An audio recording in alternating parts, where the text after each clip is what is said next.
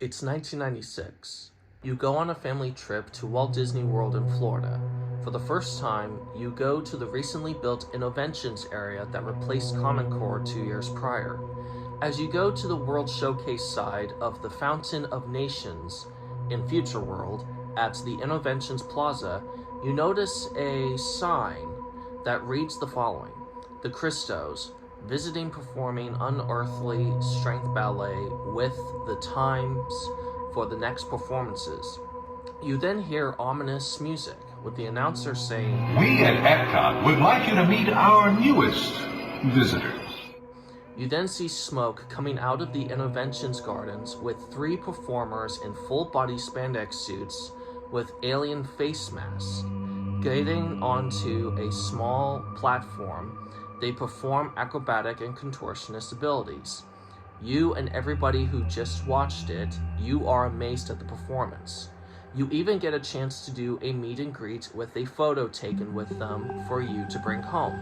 However, after performing for 10 years, they just vanished, like an alien abduction.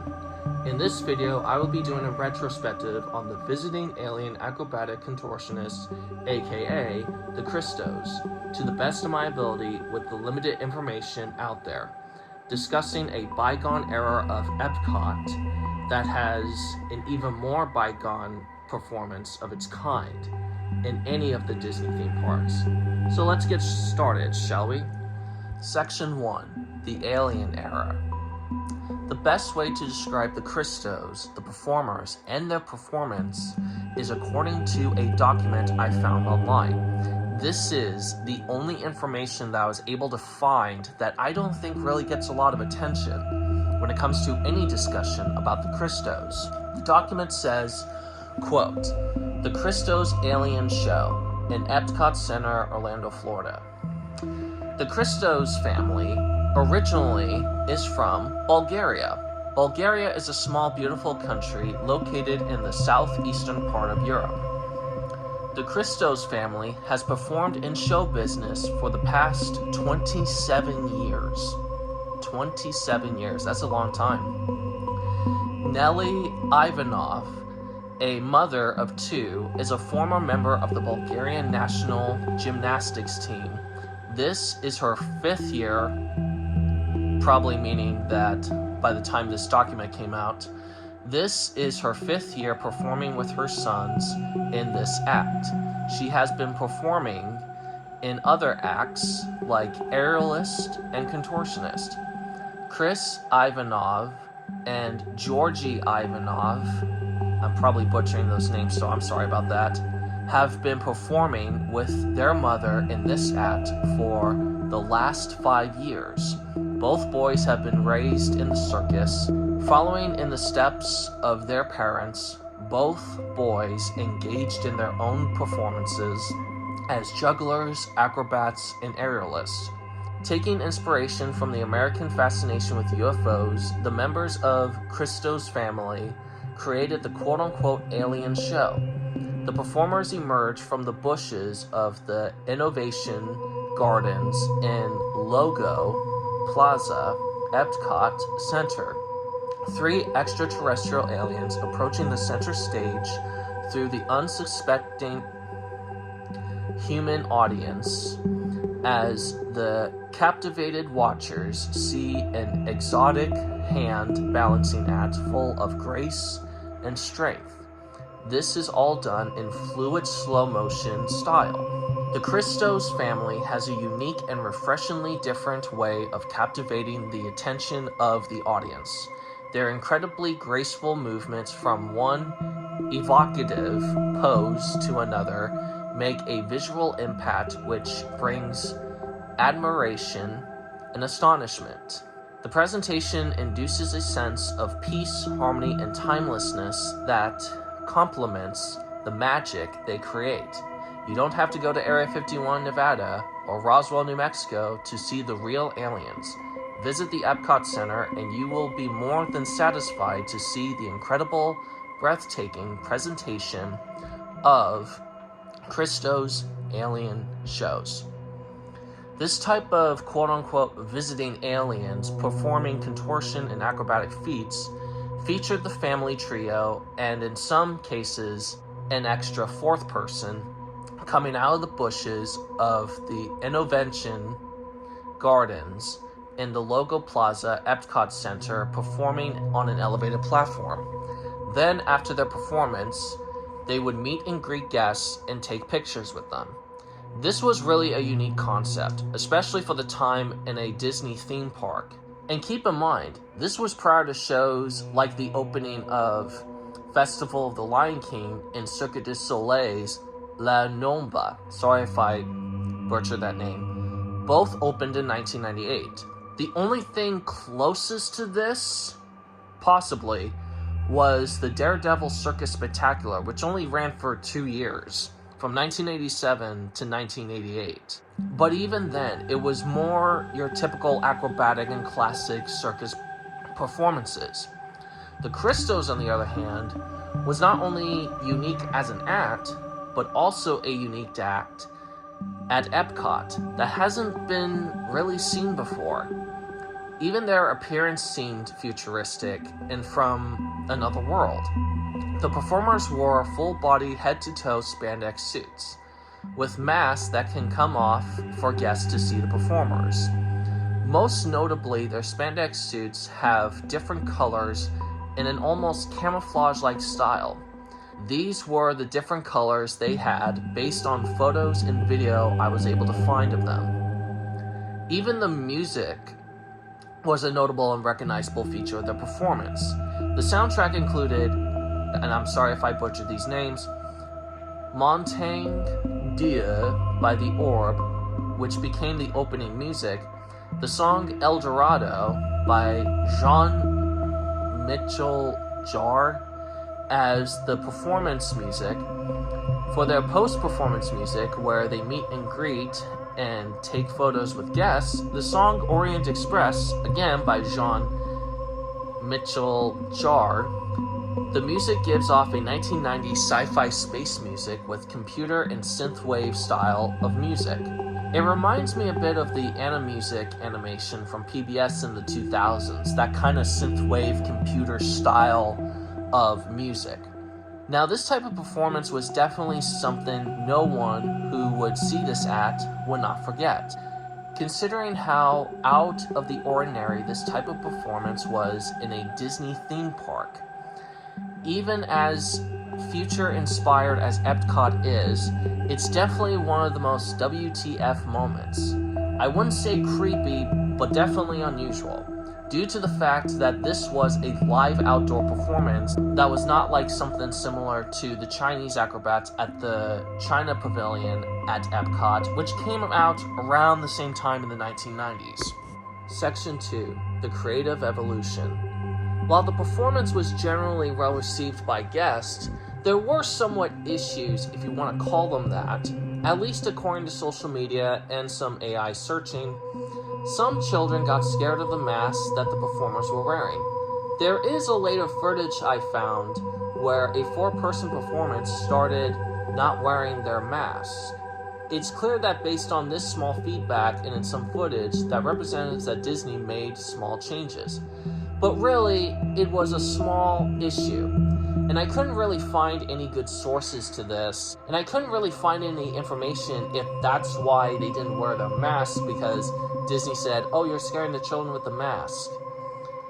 Other than the masks, though, and even different color spandex suits, the performances didn't really change.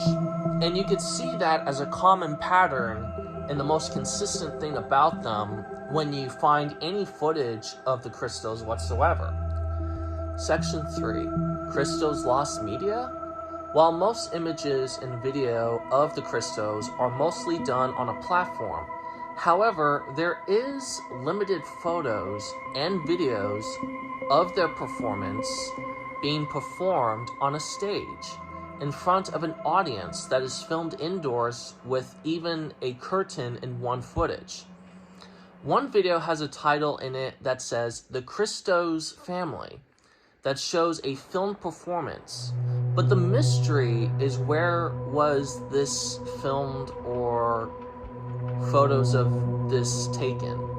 If any of you were an audience member or a former Disney cast member that knows about this performance in particular, or any of these filmed performances, it looks like an official TV, maybe it's a TV special that they did, or a vacation advertisement for Epcot. Like I said, if any of you were an audience member or a former Disney cast member that knows about this type of footage, please tell us about what it was and really where was this filmed in the comments below. Or if there are any other lost media of the Kristos, or if they did other performances at different locations.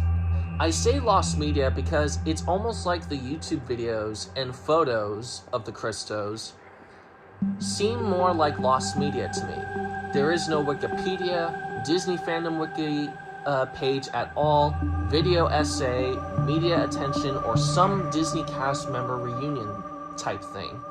Very limited information, and much of what we do know comes from the descriptions of YouTube videos, mostly. And the document I found was from a family trip that was posted on the internet. Most information online, I'm just gonna be honest, don't bother, because it is about as safe as any Call of Duty game with multiplayer proud of Black Ops 4, so just be aware of that. However, despite all that, the physical act of acrobatics and contortion feats remained, like I said before, the most constant thing about the Kristos is their act that most people fondly remember. And as we talk about in the next section, that even includes the section of the park they performed it at. Section 4, a bygone era. The location of where the Kristos performed was at Innoventions.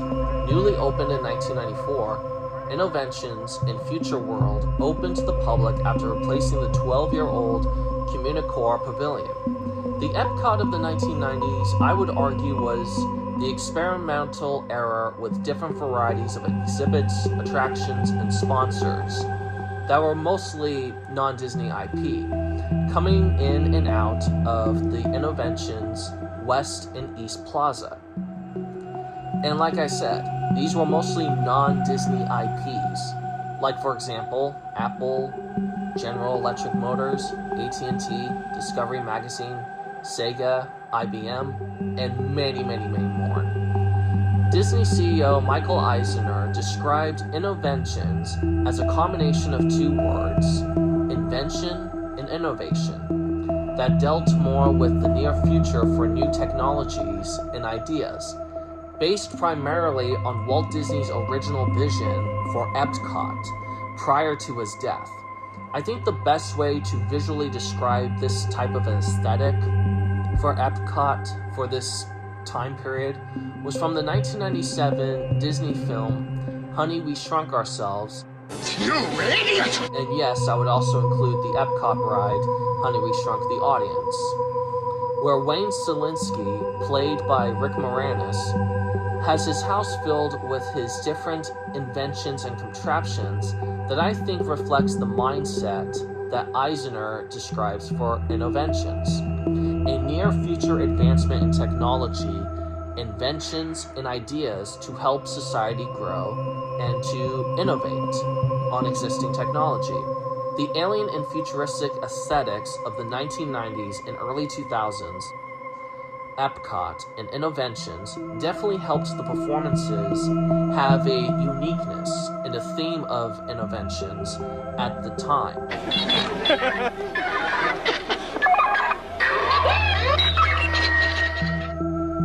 While this was a live performance that had its time schedule to see them, like for example a Disney character meet and greet so you could do a photo op, it also created this atmosphere of seeing or stumbling into something that was not only unique, but also a very professional performance that was very eye-catching and memorable. Section 5, the departure and legacy. Despite the generally positive reception, memorability, and unique performance, the Kristos only lasted for 10 years, running from, as far as we know, 1996 to September 26, 2006. There is a lack of information about the performers' whereabouts. If their contract with Disney was terminated or expired, or if they still do these types of performances, or if they retired. The one thing that I think still resonates with some people today when it comes to the Kristos is the nostalgia for old Disney, or Disney prior to the 2010s, a time that was prior to the live-action remakes and controversies, a time that late millennials, and especially Gen Z, fondly remember. By the time the Kristos ended their show in 2006, Epcot, and also Innoventions, was changing rapidly due to Bob Iger, the new CEO of Disney. And you can check out these videos by George Browning, Bright Sun Films, Poseidon Entertainment, and Expedition Theme Park if you want to know more about those changes in more detail. Links in the description below. Basically, to put it simply, Bob Iger focused more on heavy IP-driven projects and movies, like Marvel, Star Wars, and Pixar, but doing so by scraping at the bottom of the barrel instead of promoting new and original IPs in their movies and rides. And speaking of rides, this change was also reflected in the theme parks. For Innoventions, it closed in late 2019 and replaced with new buildings, which are the CommuniCore Hall and Plaza, Journey of Water inspired by Moana, Connections Eatery, Club Cool Gift Shop, and Creation Shop Gift Shop. Section 6. Conclusion. To conclude, the Kristos at this point remains a little-known entertainment act of a bygone era of Epcot, and more specifically, the former Innoventions Plaza, which closed as recent as 2019, like I mentioned before.